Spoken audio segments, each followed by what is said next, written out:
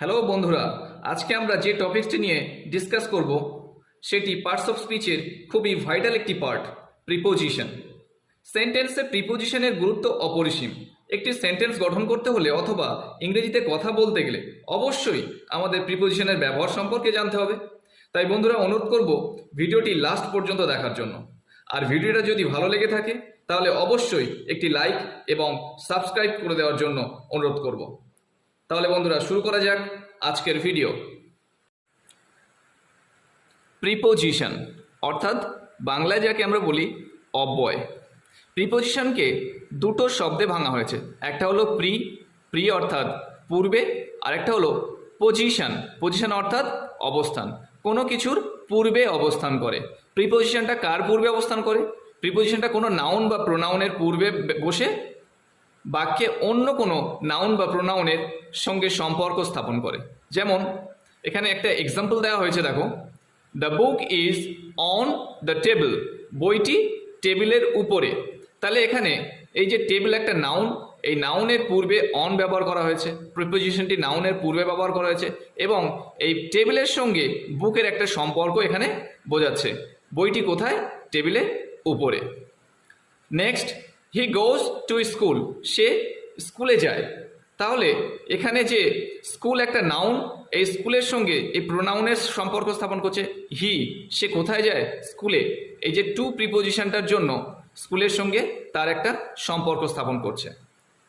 আজকে আমরা শিখব the most important and widely used preposition. কিছু গুরুত্বপূর্ণ এবং সবচেয়ে বেশি ব্যবহার হয় এমন কিছু প্রিপোজিশন আমরা শিখব। সেই দুটো, তার মধ্যে আছে preposition of time and preposition of place. Preposition of time কোনগুলো? At, on, in, from, after, during, for, since. এছাড়া আরও প্রিপোজিশন অফ টাইম আছে, কিন্তু আমরা সবচেয়ে বেশি ইম্পর্টেন্টগুলো এখানে আজকে আলোচনা করব।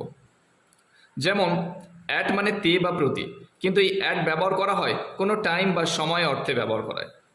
অন মানে উপরে, আমরা জানি কোনো কিছুর উপরে অবস্থান করলে ব্যবহার করা হয়। অন মানে উপরে আমরা জানি, কিন্তু এখানে টাইম অর্থে ব্যবহার করা হয় কোনো ডে অথবা দিনের নামের আগে, কোনো বারের নামের আগে, অর্থাৎ ডেট অর্থাৎ তারিখের আগে প্রিপোজিশন অন ব্যবহার করা হয়। ইন মানে মধ্যে বা ভিতরে, কিন্তু কোনো মাস বা ইয়ার, কোনো সালের নামে, সালের আগে ইন ব্যবহার করা হয়। ফ্রম মানে থেকে বা হইতে। আফটার মানে পরে। ডিউরিং মানে একটা সময় ধরে, কোনো কিছু একটা কাজ চলছে কোনো কিছু সময় ধরে, একটা সময় ধরে, সেই ক্ষেত্রে ডিউরিং ব্যবহার করা হয়। ফর মানে জন্য অথবা ব্যাপক সময় অর্থে ফর ব্যবহার করা হয়। সিন্স মানে কোনো নির্দিষ্ট সময় ধরে চলছে, কোনো নির্দিষ্ট একটা সময় আগে থেকে শুরু হয়েছে কিংবা এখনও চলছে, কোনো নির্দিষ্ট সময় যখন বোঝাবে সেক্ষেত্রে সিন্স ব্যবহার করা হবে। প্রিপোজিশন অফ প্লেসগুলি হলো at, on, in front of, behind, beside, under. এছাড়া আরও প্রিপোজিশন অফ প্লেস আছে, কিন্তু আমরা বেশিরভাগই যেগুলো ইম্পর্টেন্ট এবং বেশি ব্যবহার হয় সেই সমস্ত প্রিপোজিশনগুলো নিয়ে আজকে আলোচনা করছি। অ্যাট মানে তে বা প্রতি আমরা জানি, কিন্তু অ্যাট কোথায় ব্যবহার করা হয়? কোনো গ্রামের নাম অথবা ছোট জায়গার নামের পূর্বে অ্যাট বসে। কোনো নির্দিষ্ট স্থান বোঝাতে অ্যাট ব্যবহার করা হয়। অন কোথায় ব্যবহার করা হয়? অন কোনো কিছুর উপর স্পর্শ করে আছে এমন বোঝালে অন ব্যবহার করা হয়। ইন কোথায় ব্যবহার করা হয়? কোনো বড় শহর, জেলা, ভিলেজ বোঝাতে ইন ব্যবহার করা হয়। ভিলেজ বোঝাতে ইন ব্যবহার করা হয়, এর মানে এই নয় যে কোনো গ্রামের নামের পূর্বে ইন ব্যবহার করা হবে। গ্রামের নামের পূর্বে আমরা এর আগে জেনেছি অ্যাট ব্যবহার করা হয়। ইন ফ্রন্ট অফ মানে হলো সামনে, কোনো কিছুর সামনে বোঝাতে ইন ফ্রন্ট অফ ব্যবহার করা হয়। বিহাইন্ড মানে পিছনে বা আড়ালে, কোনো কিছুর পিছনে অথবা আড়ালে বোঝাতে বিহাইন্ড ব্যবহার করা হয়। বিসাইড মানে পাশে, কোনো কিছুর পাশে বোঝাতে গেলে বিসাইড ব্যবহার করা হয়। আন্ডার মানে নিচে, কোনো কিছুর নিচে বোঝাতে গেলে আন্ডার ব্যবহার করা হয়। এখন আমরা প্রিপোজিশনের ব্যবহার নিয়ে কিছু এক্সাম্পল দেখে নেব। যেমন এখানে একটা এক্সাম্পল আছে, সে সকাল 10টায় পৌঁছাবে। হি উইল অ্যারাইভ ড্যাশ 10 AM। তাহলে এখানে কি বসবে? At.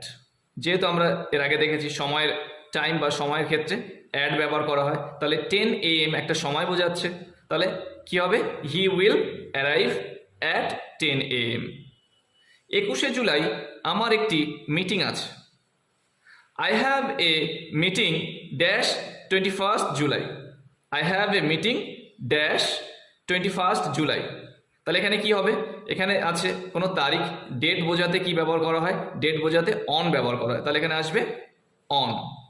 I have a meeting on 21st July. আমার একটি মিটিং আছে 21শে জুলাই। নেক্সট, শুক্রবার তার জন্মদিন। His birthday is dash Friday. কোনো বারের নামের আগে কি ব্যবহার করা হয়? আমরা আগে ব্যবহার করেছি, বারের নামের আগে অন ব্যবহার করা হয়। His birthday is on Friday. শুক্রবার তার জন্মদিন। পরের মাস থেকে ট্রেনটি এখানে থামবে। The train will stop here dash next month. পরের মাস থেকে ট্রেনটি এখানে থামবে। The train will stop here dash next month. তাহলে এখানে কি আসবে? থেকে বোঝাচ্ছে, থেকে বোঝালে কি হয়? ফ্রম। এখানে আমরা দেখেছি থেকে বা হইতে বোঝাতে ফ্রম ব্যবহার করা হয়, from.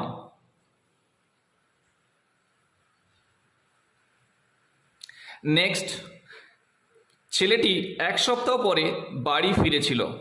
The boy returned home dash a week. The boy returned home এক সপ্তাহ পরে। পরে অর্থাৎ আমরা কি ব্যবহার করি প্রিপোজিশন অফ টাইমে?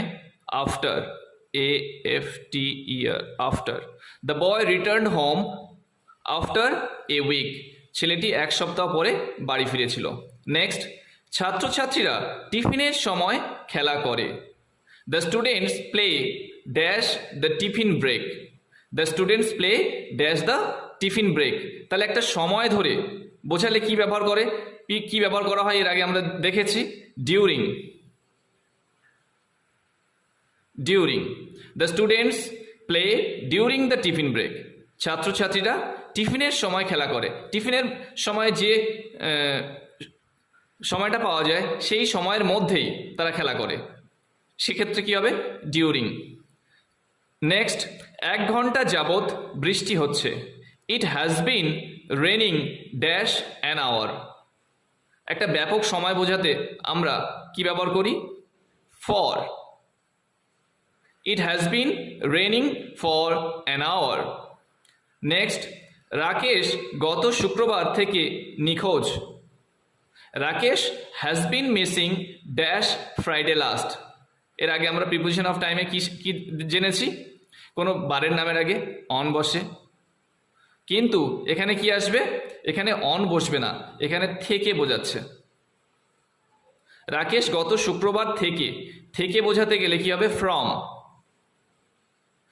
Rakesh has been missing from Friday last. এখন আমরা শিখব প্রিপোজিশন অফ প্লেসের কিছু এক্সাম্পল। তিনি শিমুলতলায় বাস করেন। হি লিভস ড্যাশ শিমুলতলা। এখানে শিমুলতলা একটা গ্রামের নাম বোঝাচ্ছে, সেই জন্য গ্রামের নামের ক্ষেত্রে আমরা কি বসাতে পারি? At. He lives at Shimultala. মোমবাতিটি টেবিলের উপরে। The candle is dash the table. মোমবাতিটি টেবিলের উপরে। মোমবাতিটি কেমনভাবে আছে? টেবিলের উপর নিচে স্পর্শ করে থাকে, সেজন্য স্পর্শ করে থাকলে হবে on. The candle is on the table. Next, সে একটি গ্রামে বাস করে। He lives dash a village. এখানে গ্রামের নাম দেওয়া নেই, সেজন্য আমরা কি ব্যবহার করব? আমরা এর আগে রুলসে দেখেছি কোনো গ্রামের নাম না বুঝিয়ে শুধুমাত্র গ্রামকে বোঝালে তখন হবে in. He lives in a village. Rahim কলকাতায় থাকে। Rahim lives dash Kolkata. তাহলে এখানে কি আসবে? কলকাতা একটা কোনো বড় শহর, কোনো বড় শহরের ক্ষেত্রে ইন ব্যবহার করা হয়। Rahim lives in Kolkata. কুকুরটি গেটের সামনে। The dog is dash the gate. সামনে বোঝাতে গেলে কি ব্যবহার করা হয়? In front of. In front of. The dog is in front of the gate. কুকুরটি গেটের সামনে। ইঁদুরটি বাক্সটির পিছনে। The mouse is dash the box. পিছনে বোঝাতে গেলে আমরা জানি বিহাইন্ড ব্যবহার করা হয়, behind. The mouse is behind the box. ইঁদুরটি বাক্সটির পিছনে। নেক্সট, তাহারা নদীটির পাশ দিয়ে হাঁটছে। They are walking dash the river. পাশ দিয়ে বোঝাতে বা পাশে বোঝাতে আমরা কি ব্যবহার করি?